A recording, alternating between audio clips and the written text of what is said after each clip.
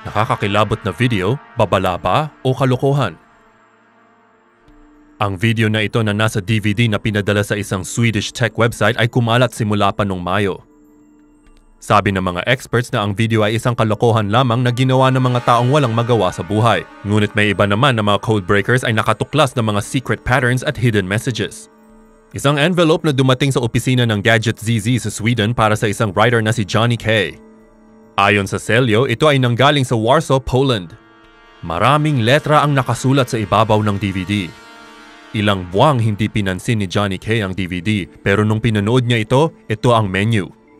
Ang video na may nakakakilabot na taong nakabalabal ng itim at nakasuot ng 14th century doctor's mask ay gumawa ng mga hand gestures at mga pagkilos. Dito, ang kamay niya ay nagbibigay ng Morse code. At minsan may mga weird na numero na lumilitaw sa screen. May mga tao sa Reddit na nadiskubre gamit ng spectrograph na may nagsasalita sa nakakabiging ingay sa background. Nang kinonvert nila ang ingay sa 2D picture, isang bungo ang lumabas na may maraming numero. Ang ingay ay nagbigay din ng mensahe sa English na, "You are already dead."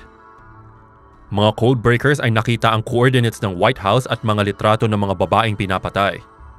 Pero ang video na ito ay lumitaw na nung dati pa sa isang anonymous poster sa 4chan noong Mayo, kung saan ay ang post ay parang walang kahulugan. Ang 4chan ay maraming kalokohan na posts, tulad ng mga iPhones na waterproof o na pwede silang i-charge sa microwave oven, pati na rin ang X-Brick backward compatibility hoax na hindi pwede sa Xbox One.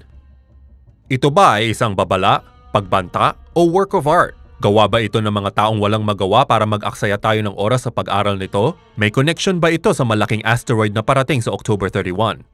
Happy Halloween!